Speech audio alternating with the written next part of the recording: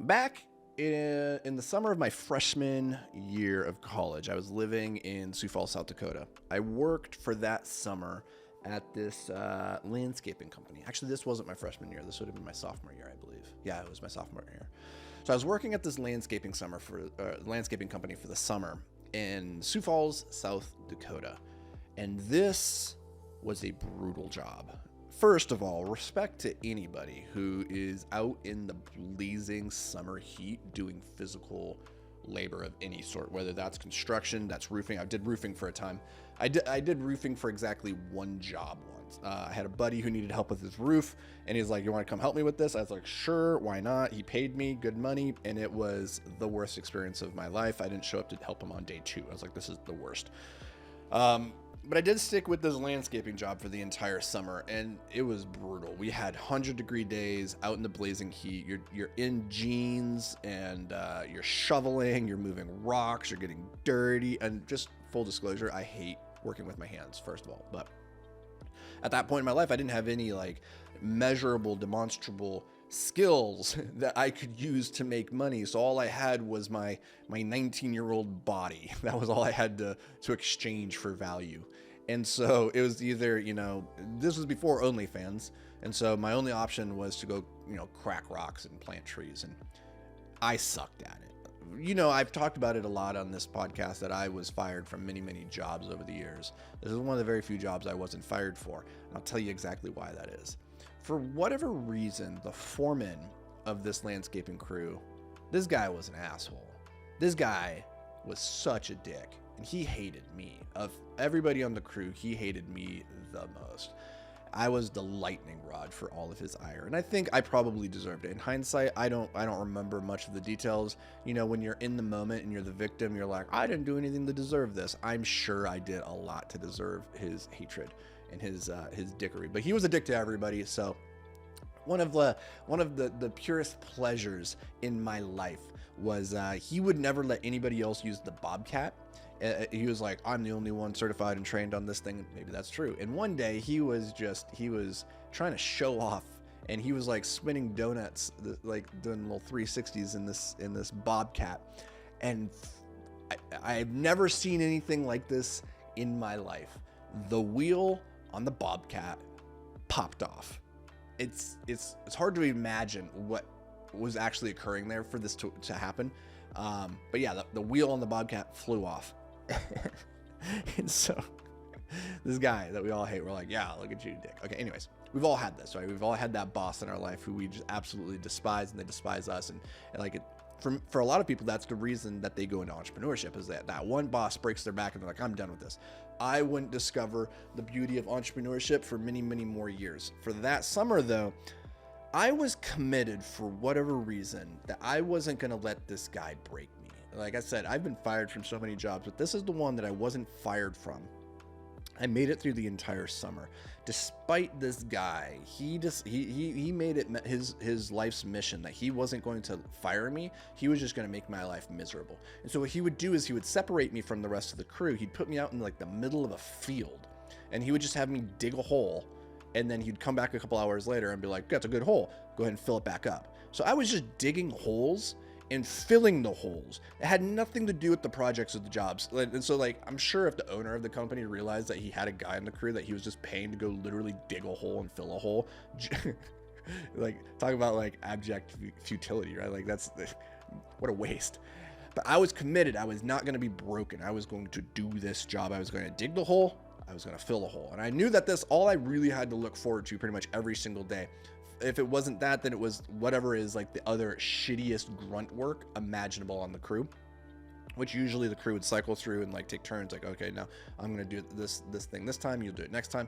I was just the gopher. I was doing all the shitty jobs, and that's fine, whatever. But I was committed. I knew what this guy was trying to do. I knew he was trying to get me to break and get me to quit. And I was like, I'm not going to do it. I'm not going to do it. This is the worst job I've ever had in my life. I absolutely despise every single second of it, but I'm not going to do it. And I share this with you because that is the hardest I have ever worked in a job. Like physically demanding, brutal, grueling work. The hardest I've ever worked. I was making minimum wage.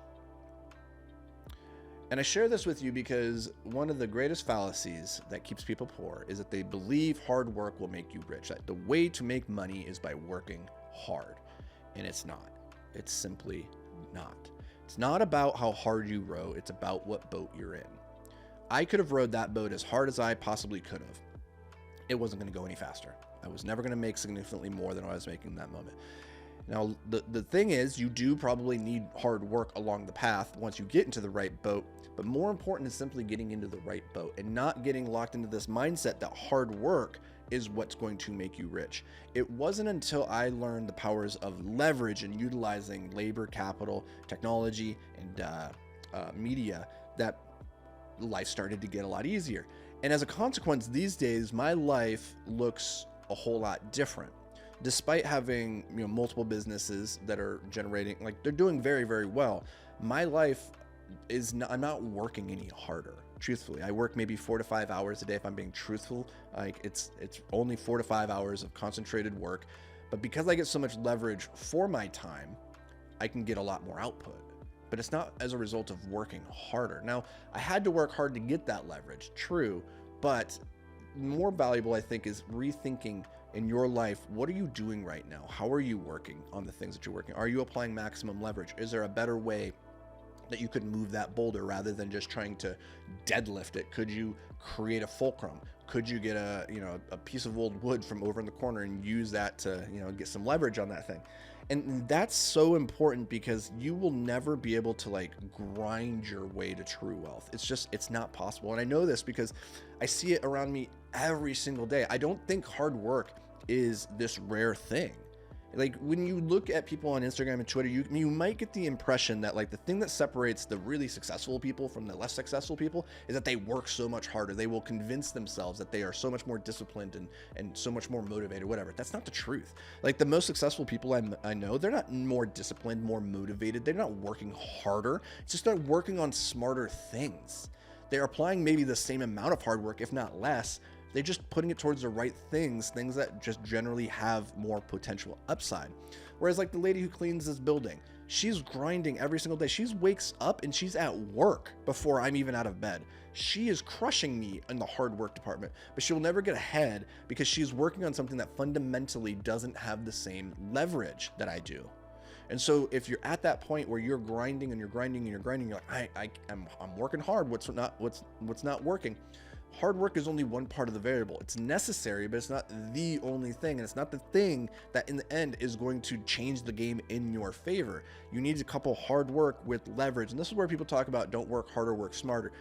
You need to work hard to get to the point where you can work smart. But beyond a certain point, and you might be there right now, depending on where you are in your life and like where you can reduce your expenses, you might be at the point where you can stop working so hard and start applying that work towards the right opportunities. And so that's the thing I really want to encourage you to think about today is like, what are the opportunities that you're pursuing? Are they actually high leverage activities that could move you meaningfully towards your goals? Or is this something that is like a low leverage, low input, low output equation that's never going to work for you? I did another video on this on the YouTube channel, Anthony Vicino. Just go check that out. It's called 4 Passive Income Ideas. And the spoiler is that there are no passive income ideas. These are all what I call leveraged income ideas, where you can learn about labor, you can learn about code, you can learn about capital, and you can learn about media. So go watch that if you're tired of working so damn hard all the time. I'm not saying hard work isn't necessary. I'm just saying it's not the only thing, and it's not going to get you there on its own. So hope this brings you guys some value. As always, I appreciate you being here. We'll catch you in the next episode. If you got any value out of this, do me a favor. Just hit that share button. Just go share it with somebody that you think that you should listen to this. Be like, hey, you're busting your ass. You're working too hard. Stop digging that hole to fill the hole. Go work on something smarter. Go share that with them. It might just change their life, but it will, at minimum, make me feel good. So thank you for that. I'll catch you guys in the next episode.